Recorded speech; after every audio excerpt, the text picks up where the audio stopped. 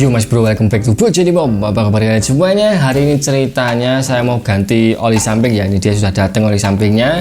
Ini saya belinya online karena saya cari yang offline di toko-toko terdekat di rumah saya itu kosong karena nggak tahu ya, ini tipe yang ini tuh susah banget. Jadi saya putuskan untuk beli online, beli di Shopee, dan sekarang paketannya sudah datang. Ada yang bisa tebak ini oli samping apa? Pasti udah tahu ya, karena kan di thumbnail sudah ada.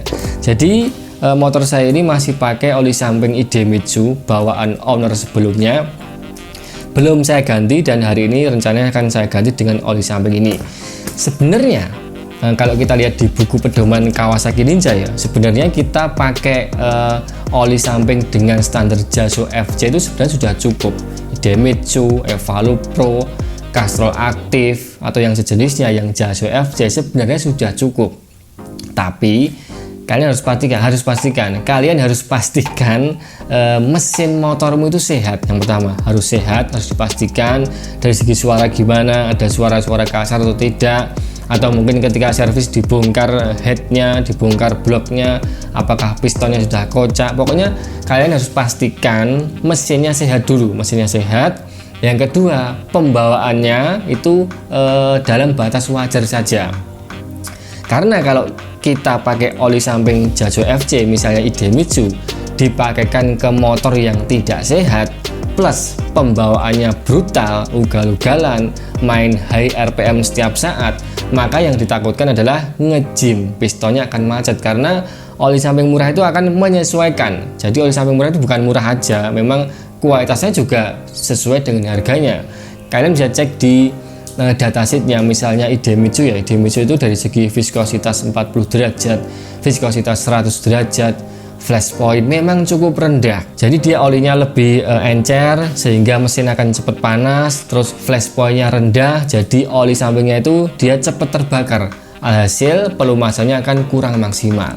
Jadi memang oli samping murah ya, kualitasnya juga sesuai dengan harganya. Tapi jangan salah, dulu saya pengguna Idemitsu juga. Di motor saya sebelumnya, di awal-awal saya pakai Ninja itu saya masih pakai Idemitsu. Aman nggak bang? Aman-aman saja, tapi saya tahu caranya. Yang pertama, saya pastikan mesin motorku itu sehat, itu udah pasti ya, saya bisa pastikan sehat. Yang kedua, setelannya saya browsing sedikit.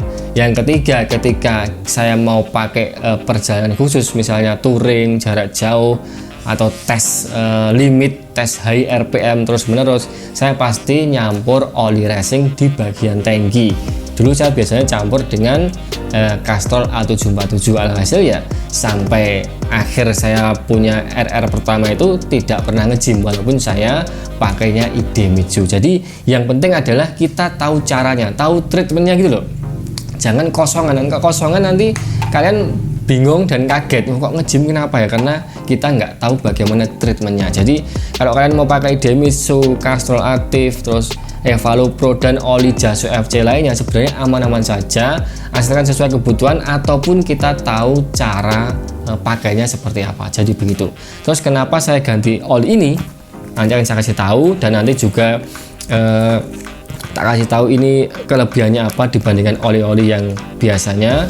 Terus nanti cara penggantiannya gimana, apakah harus dikuras atau langsung tuang aja, nanti tak kasih tahu. Sekarang kita bongkar dulu, bongkarnya di sini ya, biar lebih enak pemandangannya. Oke, sekarang kita mulai bongkar aja. Ini oli sampingnya, ini saya dapatkan dari Shopee.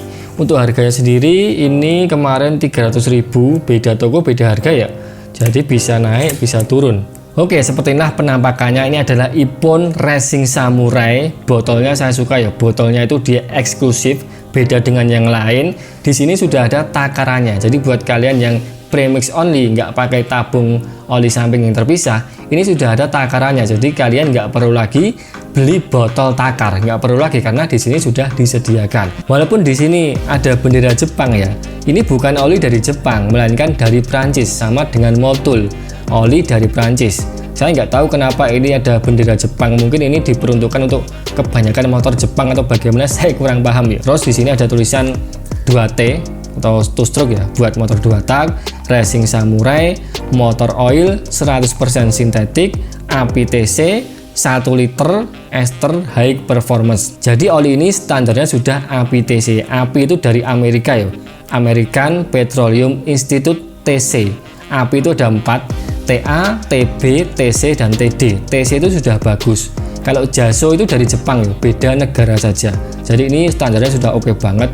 Terus ini 100% sintetik, artinya dia tidak ada campuran oli mineral sama sekali.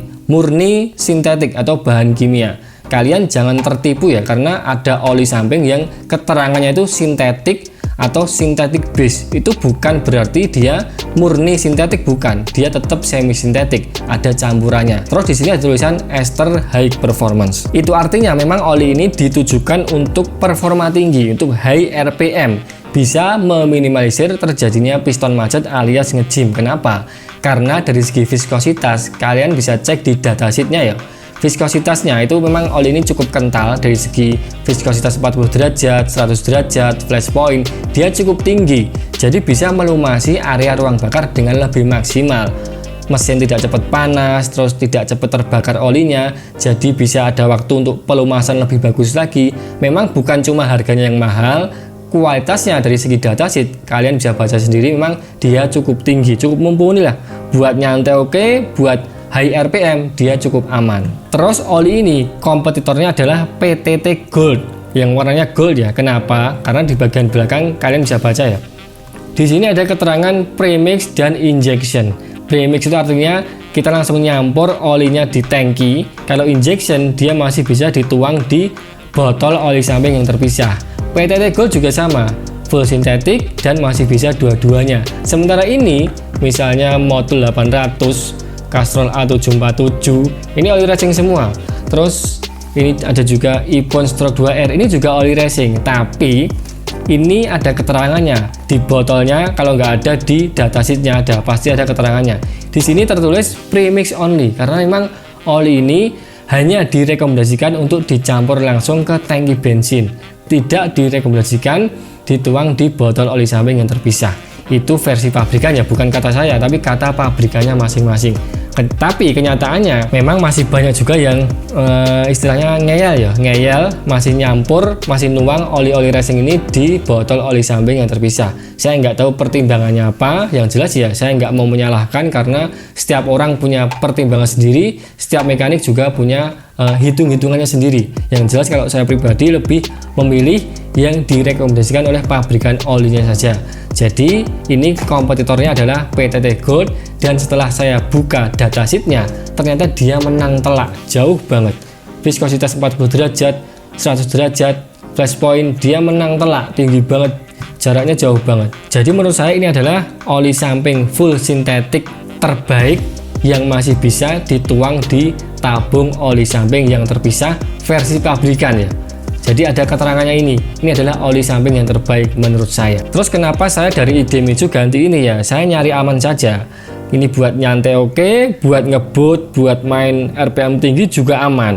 Karena oli samping murah dan mahal itu tentu ada bedanya ya. Bukan cuma harga saja, tapi memang dari segi kualitas memang berbeda.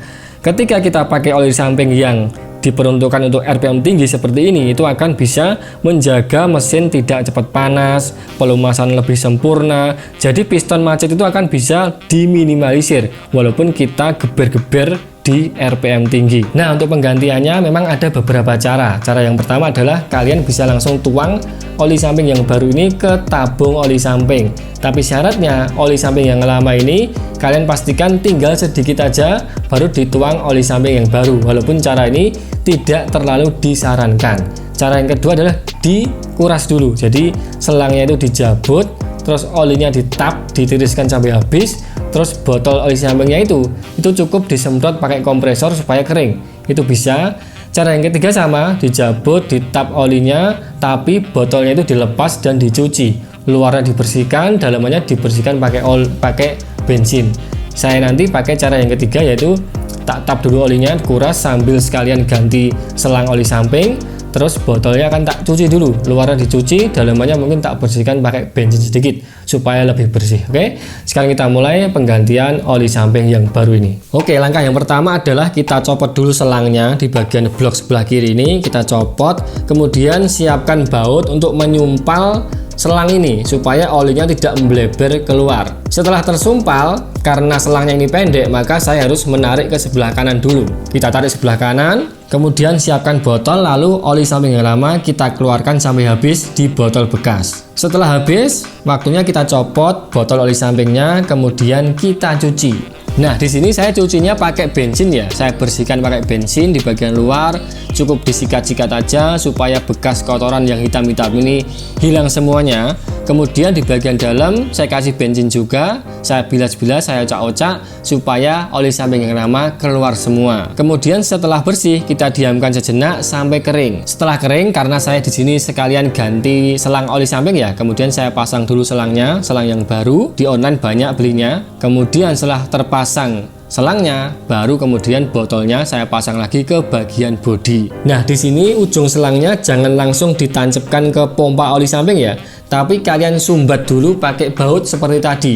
Setelah tersumbat, baru kalian isi oli samping yang baru ke tabung sampai habis. Terus ketika sudah tertuang semua ke botol oli samping, baru kalian buka baut penyumpalnya sampai oli samping mengalir ke ujung selangnya. Setelah sampai ujung, baru kalian colokkan ke pompa oli samping. Tujuannya supaya tidak ada udara di bagian selang, itu aja. Kemudian kita nyalakan motornya, dan di sini memang bau asapnya itu tidak terlalu wangi, tapi bau-bau racing. Jadi ini bukan pertama kali saya pakai oli ini ya.